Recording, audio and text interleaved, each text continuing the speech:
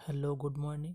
आज के दिन की शुरुआत करते हैं आज के इम्पोर्टेंट करंट अफेयर्स के साथ और कल के भी हैं क्वेश्चंस, तो वीडियो अंत तक देखिएगा। और जो लोग चैनल पर नए हैं वो लोग कृपया सब्सक्राइब कर लें जिससे वीडियो उन तक पहुंच सके। और चलते हैं सीधे आज के पहले प्रश्न पे। टाम ट्रैफिक इंडेक्स के मुताबिक 2021 में कौन सा शहर विश्व का 5वां सबसे भीड़ भाड़ वाला शहर रहा है? इसका आंसर है मुंबई। टाम ट्रैफिक इंडेक्स के मुताबिक 2021 में मुंबई शहर भारत का सबसे अधिक और विश्व का 5वां सबसे भीड़ भाड़ वाला शहर रहा है, जबकि बेंगलुरु 10वें और दिल्ली 11वें स्थान पर रहे।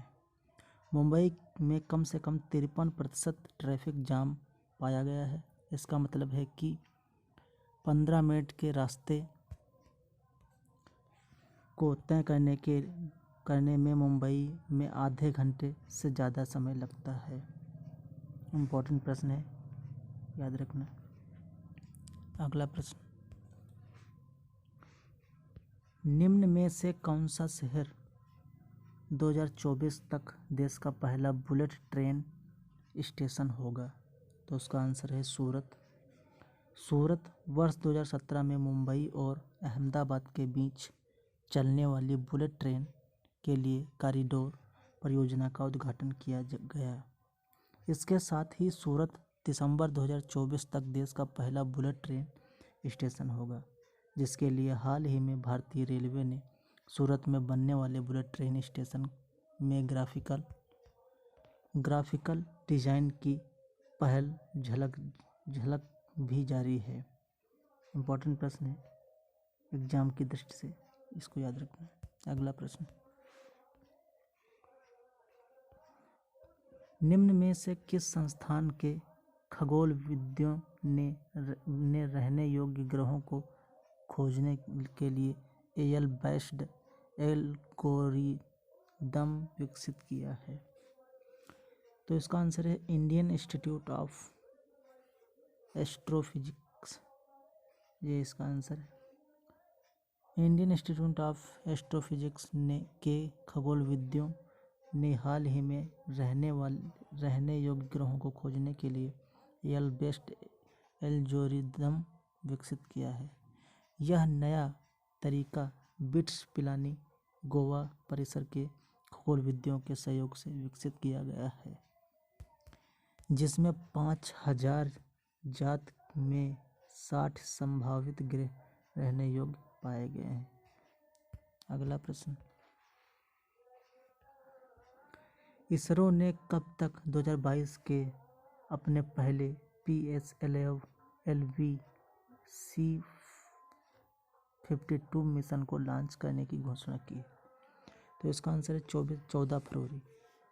14 फरवरी को PSLV C-52 मिशन को लॉन्च करने की घोषणा की है।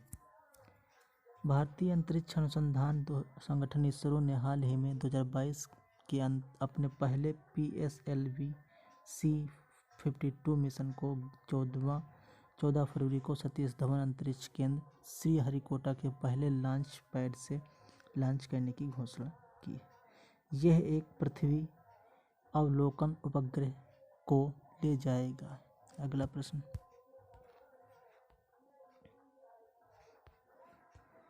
डेलाइट ग्लोबल द्वारा हाल ही में the women in the boardroom report का कौन सा संस्करण जारी किया है? तो इसका आंसर है 7वां। डेलाइट ग्लोबल द्वारा हाल ही में the women in the bedroom reports का 7वां संस्करण जारी किया गया है, जिसके मुताबिक भारत में महिलाओं के पास सिर्फ 17.1% बोर्ड सीटें हैं। हालांकि यह आंकड़ा बढ़ गया है। 2014 में यह 9.4 था। रिपोर्ट के अनुसार पिछले 4 वर्षों में चेयर पोजीशन पर महिलाओं का प्रतिनिधित्व कम हुआ है। इम्पोर्टेंट प्रश्न है, एग्जाम में पूछा जा सकता है, मार्क कर लीजिए। अगला प्रश्न, इनमें से किस विधानसभा ने हाल ही में एक विशेष विधानसभा सत्र ने नीट विरोधी विधेयक को फिर से अपना लिया है? तो इसका आंसर है तमिलनाडु विधानसभा ने। तमिलनाडु विधानसभा ने नीट विरोधी विधेयक को अपना लिया है। तमिलनाडु विधानसभा ने हाल ही में एक विशेष विधानसभा सत्र ने नीट विरोधी विधेयक को फिर से अपना लिया है। यह विधेयक तमिलनाडु में स्नातक मेडिकल डिग्री पाठ्यक्रमों में प्रवेश के लिए नीट को समाप्त करने का प्रयास करता है। अगला प्रश्न, निम्न में से किस केंद्रीय मंत्री ने हाल ही में पावरथॉन 2022 हैकाथॉन लॉन्च किया है? तो इसका आंसर है आर के सिंह। आर के सिंह। केंद्रीय बिजली और MNRE मंत्री आर के सिंह ने हाल ही में पावरथॉन 2022 हैकाथॉन लॉन्च किया है। इस आयोजन बिजली वितरण में जटिल समस्याओं को हल करने के लिए प्रौद्योगिकी संचालित समाधान खोजने के लिए किया जाएगा। अगला प्रश्न, निम्न में से किस देश की सरकार ने ताइवान की पेट्रियल मिसाइल रक्षा प्रणाली की मरम्मत के लिए $100 मिलियन मूल्य के उपकरणों की बिक्री को मंजूरी दे दी? तो इसका आंसर है अमेरिका। अभी हाल ही में हुआ है, इम्पोर्टेंट प्रश्न है, याद रखना। अमेरिकी सरकार ने हाल ही में ताइवान को पेट्रियल मिसाइल रक्षा प्रणाली की मरम्मत के लिए $100 मिलियन मूल्य के उपकरणों की बिक्री को मंजूरी दे दिया है, जिससे सिस्टम अपग्रेड होगा। यह पेट्रियल मिसाइल अमेरिकी कंपनी रेथियान द्वारा निर्मित सतह से हवा में मार करने वाली मिसाइल होगी। अगला प्रश्न, निम्न में से किस देश में स्थित JET प्रयोगशाला में परमाणु संलयन ऊर्जा में 59 मेगाजूल ऊर्जा का उत्पादन करके नया रिकॉर्ड बनाया है? तो इसका आंसर है यूनाइटेड किंगडम। यूनाइटेड किंगडम में स्थित JET प्रयोगशाला ने परमाणु संलयन ऊर्जा में 59 मेगाजूल ऊर्जा का उत्पादन करके नया रिकॉर्ड बनाया है। साथ ही कंपनी एक मिनी स्तर बनाना और उससे 5 सेकंड तक वहीं रोके रखने में सक्षम हो गई है। सूर्य के कोर में हाल ही में प्राप्त संलयन प्रतिक्रिया 10 मिलियन सेल्सियस पर होती है। अगला प्रश्न, भारत हाल ही में किस देश को यूनिटरी डिजिटल आइडेंटिटी फ्रेमवर्क को लागू करने के लिए अनुदान देने पर सहमत हुआ है? तो इसका आंसर है Sri Lanka. Unitary digital identity framework को लागू करने के लिए अनुदान में सहमत हुआ है। भारत हाल ही में श्रीलंका को यूनिटरी डिजिटल आइडेंटिटी फ्रेमवर्क को लागू करने के लिए अनुदान देने पर सहमत हुआ है, जिसके साथ ही अब श्रीलंका सरकार इस फ्रेमवर्क को राष्ट्रीय स्तर के कार्यक्रम के रूप में लागू करने को प्राथमिकता देगी। इस फ्रेमवर्क के तहत बायोमेट्रिक डेटा के आधार पर एक व्यक्तिगत पहचान सत्यापन उपकरण पेश किया जाएगा।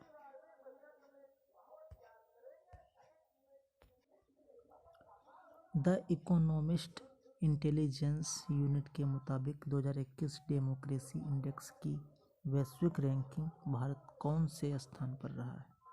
तो इसका आंसर 46वें स्थान पर रहा है। द इकोनॉमिस्ट इंटेलिजेंस यूनिट के मुताबिक 2021 डेमोक्रेसी इंडेक्स की वैश्विक रैंकिंग भारत 46वें स्थान पर रहा है, जबकि नॉर्वे इकोनॉमिस्ट इंटेलिजेंस द्वारा डेमोक्रेसी इंडेक्स 2021 में पहले स्थान पर रहा है। इस रैंकिंग में न्यूजीलैंड दूसरे और फिनलैंड तीसरे स्थान पर रहा है। इम्पोर्टेंट प्रश्न है, एग्जाम की दृष्टि से मार्क लीजिए।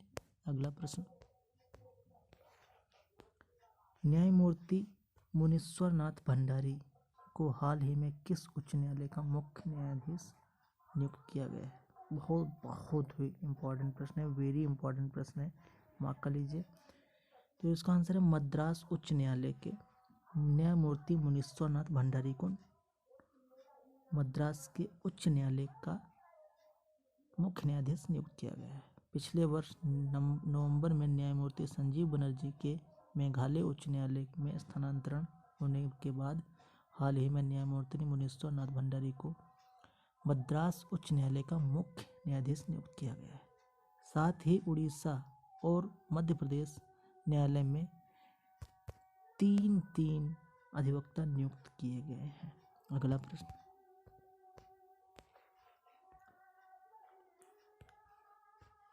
निम्न में से किस बैंक ने हाल ही में 5 ऑनलाइन पाठ्यक्रम शुरू करने के लिए NSE अकादमी के साथ समझौता किया है? तो इसका आंसर है स्टेट बैंक, भारतीय स्टेट बैंक।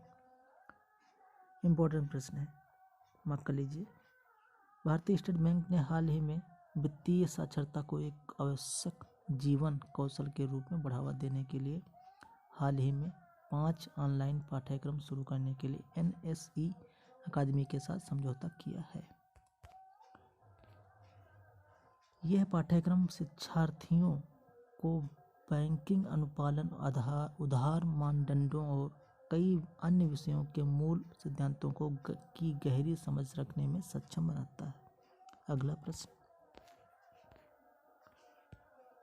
केंद्र सरकार हाल ही में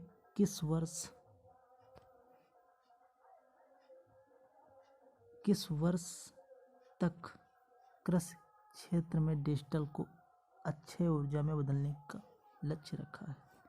तो अगला इसका आंसर है 2024 में। अभी 2022 चल रहा है, 2024 में केंद्र सरकार कृषि क्षेत्र में डीजल को अक्षय ऊर्जा को बदलने में लक्ष्य रखा है। 2024 में ये सफल होगा।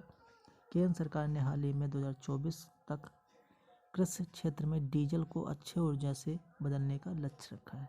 यह 2030 तक गैर जीवाश्म ईंधन की हिस्सेदारी बढ़ाने में 2070 तक शून्य उत्सर्जन बनने की सरकार की प्रतिस्पर्धा के अनुरूप में निर्धारण किया गया है। अगला प्रश्न इम्पोर्टेंट प्रश्न है, याद रखना आप लोग। निम्न में से आयोग ने हाल ही में reimagining health care in India report जारी किया है? तो नीति आयोग ने, इसका आंसर है नीति आयोग ने हाल ही में reimagining health care in India report जारी किया है, जिसके मुताबिक लोगों को स्वास्थ्य सुविधाओं तक समान पहुंच सुनिश्चित करने के लिए बिस्तरों की संख्या में कम से कम 30% की वृद्धि की जानी चाहिए। अगला प्रश्न, वर्ल्ड बुक ऑफ रिकॉर्ड्स द्वारा हाल ही में किस टनल को आधिकारिक तौर पर सबसे लंबी राजमार्ग सुरंग के रूप में मान्यता दी है? तो इसका आंसर है अटल टनल। यह भी हाल ही में चर्चित में रहा है। इम्पोर्टेंट प्रश्न है, याद रखना आप लोग। लेह मनाली राजमार्ग पर पूर्वी पीर पंजाल हिमालय रेंज में रोहतांग दर्रे के नीचे बनी अटल टनल को हाल ही में वर्ल्ड बुक ऑफ रिकॉर्ड में द्वारा आधिकारिक तौर पर 10,000 फीट से ऊपर विश्व की सबसे लंबी राजमार्ग सुरंग के रूप में मान्यता दी है। इस टनल की लगभग 9.02 किमी लंबाई है। अगला प्रश्न, वरिष्ठ एस किशोर को हाल ही में किस आयोग का अध्यक्ष नियुक्त किया है? तो इसका आंसर है कर्मचारी चयन आयोग। ये जो नियुक्ति वाले प्रश्न हैं ये बहुत ही इंपॉर्टेंट है, एग्जाम में बहुत पूछे जाते हैं, आप लोग गौर कीजिएगा इन प्रश्नों पे। कार्मिक एवं प्रशिक्षण विभाग DOPT की ओर से जारी आदेश के मुताबिक वरिष्ठ अधिकारी एस किशोर को हाल ही में कर्मचारी चयन आयोग का अध्यक्ष नियुक्त किया गया है। वे अभी वाणिज्य और उद्योग मंत्रालय के वाणिज्य विभाग के विशेष सचिव के रूप में कार्यरत हैं। अगला प्रश्न, 13 फरवरी को विश्व भर में कौन सा दिवस मनाया जाता है? तो उसका आंसर है विश्व रेडियो दिवस। विश्व रेडियो दिवस 13 फरवरी को विश्व भर में मनाया जाता है। 13 फरवरी को विश्व भर में विश्व रेडियो दिवस मनाया जाता है। स्पेन रेडियो अकेडमी ने 2010 में पहली बार इस दिवस को मनाने का प्रस्ताव रखा था। उसके बाद 2011 में यूनेस्को की महासभा के 36वें सत्र में 13 फरवरी को विश्व रेडियो दिवस घोषित किया गया। ये इसका इम्पोर्टेंट फैक्ट है। अगला प्रश्न, बेलारूस और किस देश ने हाल ही में यूक्रेन के साथ बेलारूसी सीमा के पास संयुक्त सैन्य अभ्यास शुरू किया है? तो इसका आंसर है रूस के साथ। रूस के साथ बेलारूस ने अभी सैन्य अभ्यास शुरू किया है। बेलारूस और रूस ने हाल ही में यूक्रेन के साथ बेलारूस सीमा के पास 10 दिनों का सैन्य अभ्यास शुरू किया है, जिसमें लगभग 30,000 रूसी सैनिक और सभी बेलारूसी सशस्त्र बल हिस्सा लेंगे। इस अभ्यास के लिए कई उपकरणों को रूस से हजारों मील की यात्रा के बाद लाया गया है। अगला प्रश्न, निम्न में से किस देश ने हाल ही में कोआला को एक लुप्तप्राय प्रजाति के रूप में नामित किया है? तो इसका आंसर है ऑस्ट्रेलिया। ऑस्ट्रेलिया ने कोआला को एक लुप्त प्रजाति के रूप में नामित किया है। ऑस्ट्रेलिया ने हाल ही में कोआला को एक लुप्तप्राय प्रजाति के रूप में नामित किया है। ऑस्ट्रेलिया के क्वींसलैंड ने New South Wales of India Australia राजधानी क्षेत्र में इस प्रजाति को 10 साल पहले कमजोर के रूप में वर्गीकृत किया गया, जिससे अब इस प्रजाति की सुरक्षा बढ़ाई जाएगी। तो आज के लिए बस इतना ही। 12 फरवरी और 13 फरवरी दोनों दिन के आज क्वेश्चन एक ही दिन करा दिए गए हैं। इम्पॉर्टेंट प्रश्न थे, इसलिए टाइम लगा आने में, लेकिन इम्पॉर्टेंट प्रश्न है, आप लोगों को एग्ज़ाम की दृष्टि से बहुत ही इम्पोर्टेंट है, पेपर में आ सकते हैं। आप लोग देख लीजिए वीडियो, और जो लोग देखे नहीं हैं आप लोग प्लीज़ शेयर कीजिए अपने दोस्तों के साथ, ज़्यादा से ज़्यादा ये वीडियो लोगों के पास पहुँचे और देखें। मिलते हैं अगली नेक्स्ट क्लास में।